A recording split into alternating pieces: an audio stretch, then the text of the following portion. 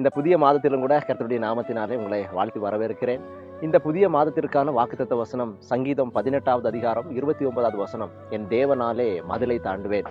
தாவீது தன்னுடைய வாழ்க்கையில மதிலை போன்ற பிரச்சனைகளும் போராட்டங்களும் நிற்கையில் அவன் தேவனை பார்த்து சொல்கிறார், என் தேவனாலே இந்த மதிலை தாண்டுவேன். அவர் அந்த வார்த்தையை விசுவாசித்தார், விசுவாச அறிக்கை பண்ணினார், தன்னுடைய பாரங்களை எல்லாம் தேவனிடத்தில் ஒப்புக் கொடுத்தார். தேவனால் நான் இந்த மதிலை தாண்டுவேன், இந்த மதில் மாதிரி இருக்கிற இந்த பிரச்சனையை நான் ஜெயிப்பேன், இதையும் தாண்டி நான் போவேன் என்று விசுவாசித்தார்.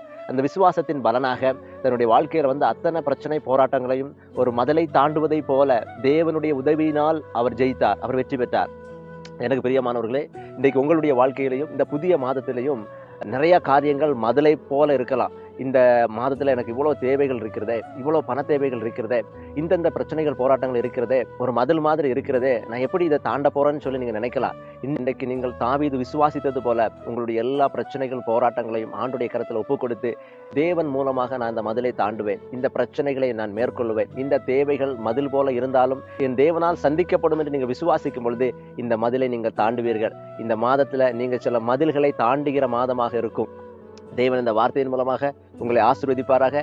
இந்த மாதத்தின் துவக்கத்துல சில மதில் மாதிரி சில காரியங்கள் உங்களுக்கு முன்பாக நிற்கலாம். ஆனால் இது ஒரு தீர்க்க தரிசனமான வார்த்தை. இந்த மாதத்தின் முடிவுல நீங்க அநேக சாட்சிகளை சொல்வீர்கள். நான் அநேக மதில்களை தாண்டினேன், தேவன் அப்படிப்பட்ட அற்புதங்களை என்னுடைய வாழ்க்கையில செய்தார் என்று நீங்க சொல்வீர்கள். இந்த வார்த்தையை விசுவாசிங்க. இது ஒரு மதிலை தாண்டுகிற ஒரு மாதம். ஆசீர்வாதத்தை பார்ப்பீர்கள். கர்த்தர் உங்களோடு கூட இருக்கிறார். எல்லா காரியத்தையும் ஆண்டுடைய கரத்துல ஒப்புக் கொடுங்க. இந்த வார்த்தையின் மூலமாக கர்த்தர் உங்களை ஆசீர்வதித்து பலப்படுத்துவாராக. Have a nice day. God bless you.